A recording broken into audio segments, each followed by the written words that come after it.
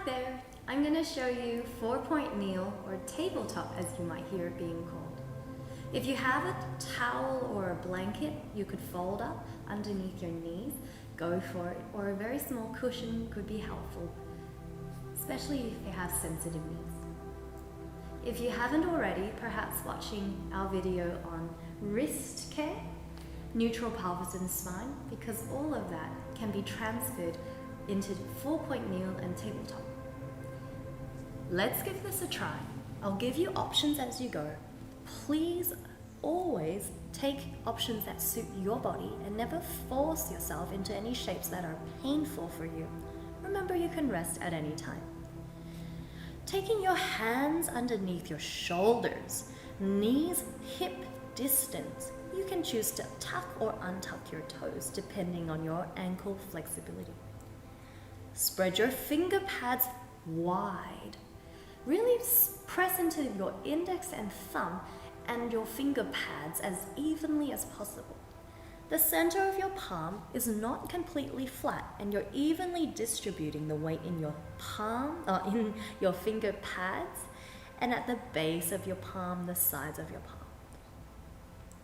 From here, if you haven't practiced much in tabletop, your wrists might not be very flexible or strong yet, but over time, it will improve with practice.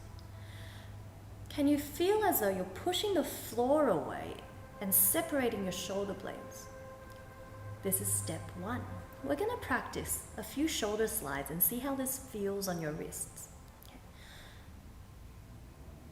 Slide your shoulder blades together.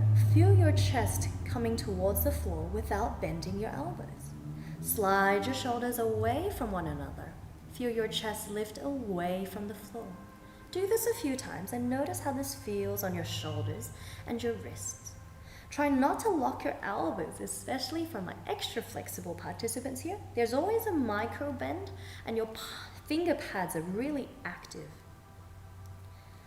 Now find halfway between your shoulder slides, and that's going to be our neutral shoulder position, our center. From here, just checking in, how do your wrists feel? Do you need to do some wrist circles or open and close your hands? Okay. How do they feel underneath your shoulders? Do you need to slightly turn your fingers out? Or perhaps you need to go a little bit wider depending on what feels best for you. In 4-point kneel, now that you've checked into your hands and shoulders, we also check into our ribs. Ribs drawing in, finding neutral pelvis and spine, so there's no excessive dropping of your belly and lower back. So we're protecting our lower back and drawing your tailbone to the back wall. Chin and neck neutral. Push the floor away, knees hip distance.